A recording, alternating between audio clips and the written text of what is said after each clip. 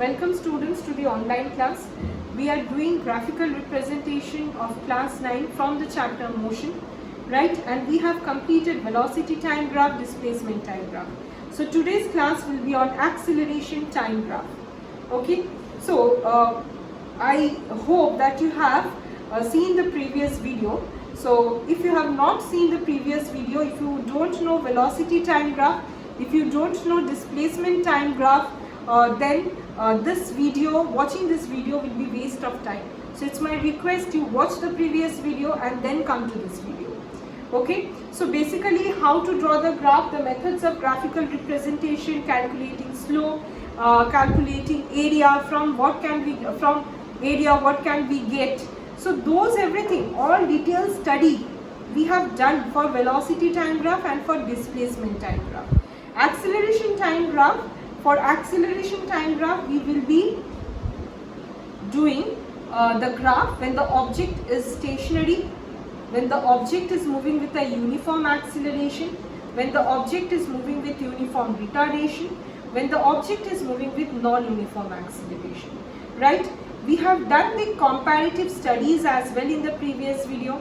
We have done how to draw the graph. We have understood the meaning of acceleration.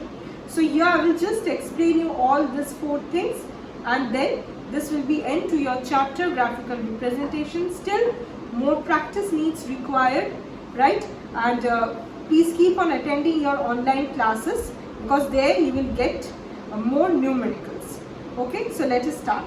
So now when the object is stationary, all these things are known to you: time along x-axis, acceleration along y-axis. So when the object is stationary, tell me one thing, is the object having any acceleration? I told you, think with respect to acceleration. If velocity is there, think with respect to velocity. If displacement is there, think with respect to displacement. So is the body having any acceleration if the body is stationary? No. The body is not at all moving. The body does not have any velocity, right? So acceleration will be 0. Only time axis will keep on moving forward, because time always keeps on progressing, right? So this will represent, this line along the time axis will represent when the object is stationary. Clear? Second is uniform acceleration.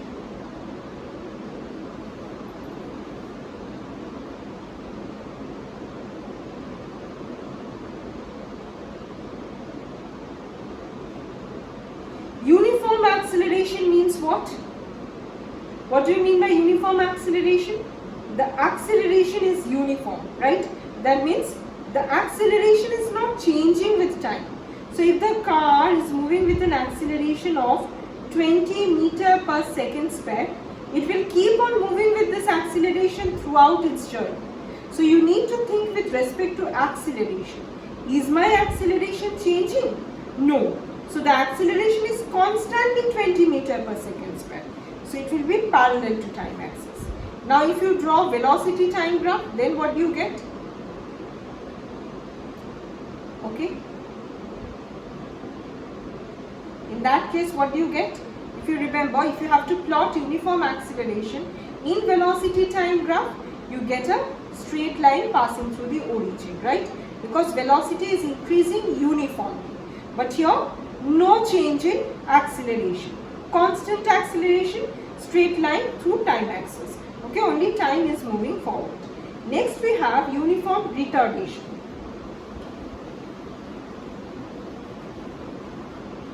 So if we have to draw uniform retardation, retardation means what? Negative acceleration, uniform. That means it is, the velocity is coming down, but the velocity is coming down in a uniform rate. So this is your 0. Let me mark this as 10, 20. Here you will write, not here. 20. Then this is minus 10. This is minus 20. This is meter per second squared acceleration. This is your time axis in seconds, right? Retardation. So retardation means negative acceleration. So suppose this one. minus 20 meter per second square. By this it is returning. The velocity is coming down. Ultimately the velocity will become 0. But this change is uniform. Next we have non-uniform acceleration. So if I use this graph, non-uniform acceleration. So non-uniform acceleration means what? The change in acceleration, okay, the acceleration is there, but the change is abrupt. Suppose 10 meter per second square, then it is becoming 15 meter per second square, then it can increase or decrease. Suppose 5 meter per second square. So various kinds of abrupt values are we getting. So if we plot all these abrupt values over here, so maybe this kind of a thing you will be getting, right? We are not going to get any perfect nature, right? So we will be getting an irregular lines, which will show you that the acceleration is non-uniform, right? So this was all about acceleration time graph. Keep on practicing more.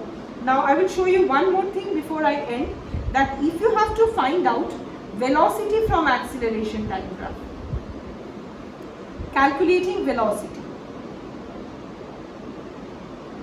If you remember that from velocity time graph we can calculate displacement. Similarly, from this acceleration time graph I can calculate velocity. How can I calculate? By calculating the area. Suppose this is 0 and this is your 5 seconds. So if I have to calculate the velocity, that means I need to calculate this area of the rectangle. Let me write it as A, B, C, right? So area of the rectangle A, B, C, O will give you velocity. So length into breadth, okay, from 0 to 20 into time is 5, okay. Unit becomes what? Meter per second to the power minus 2 multiplied by second. So that gives you meter per second, right? So 100 meter per second. That is your velocity of the object, right? So this was all about acceleration time graph. So we have completed graphical representation. Next class we will start with equations of motions. Thank you, students.